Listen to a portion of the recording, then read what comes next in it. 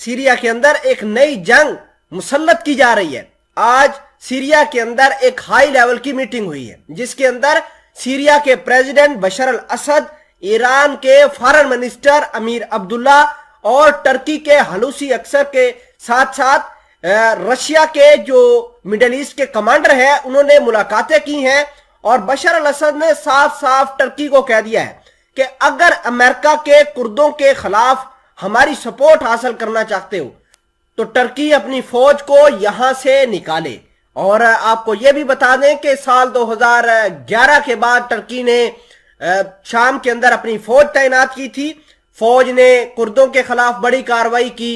अब बात यह है कि कुर्दों को सपोर्ट करने में अमेरिका पेश है। अमेरिका जहां अपने हवाई अड्डे देता है वहीं इनको हथियार और इसके अलावा इंफॉर्मेशन देकर ईरान के अंदर भी अटैक करवाता है।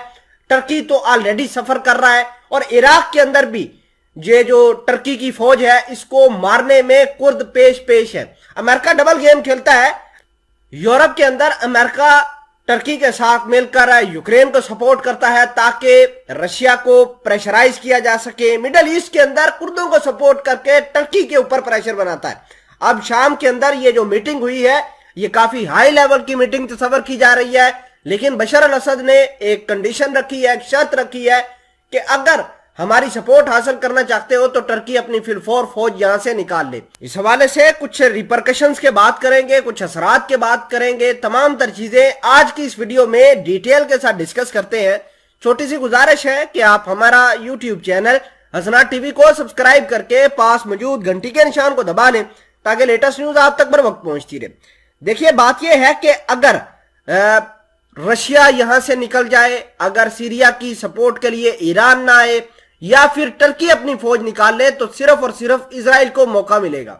इजराइल बेदरेग यहां पर कार्रवाइयां करेगा जिससे चलो टर्की को नुकसान नहीं होगा, रशिया को नुकसान नहीं होगा, लेकिन दो यहां पर स्टेक होल्डर जो है उनको बड़ा नुकसान हो सकता है। एक ईरान और दूसरा सीरिया खुद।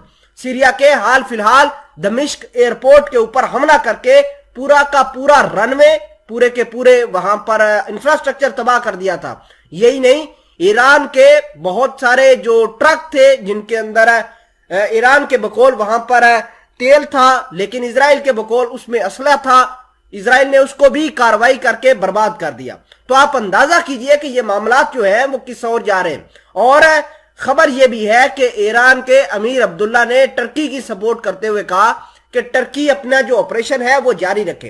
टर्की इस वजह से कह रहा था कि हमें अपनी फौज का ऑपरेशन बढ़ाना है, ग्राउंड ऑपरेशन शुरू करना है, क्योंकि 3 नवंबर को टर्की के ऊपर एक बड़ा अटैक हुआ था।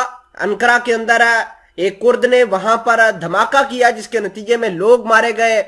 क्योंकि टर्की एक टूरिस्ट कंट्री है और टूरिस्ट कंट्री को अगर इस तरीके से धमाकों का सामना करना होगा तो फिर कौन टर्की का विजिट करेगा। नाजरीन ग्रामी, ये तमाम तर सिचुएशन अब मिडिल ईस्ट की पॉलिटिक्स को चेंज कर रहे हैं और इजराइल को मौका मिलेगा कि वो और ज्यादा तेजी से ईरान के ऊपर, सीरिया के ऊपर अटैक करे।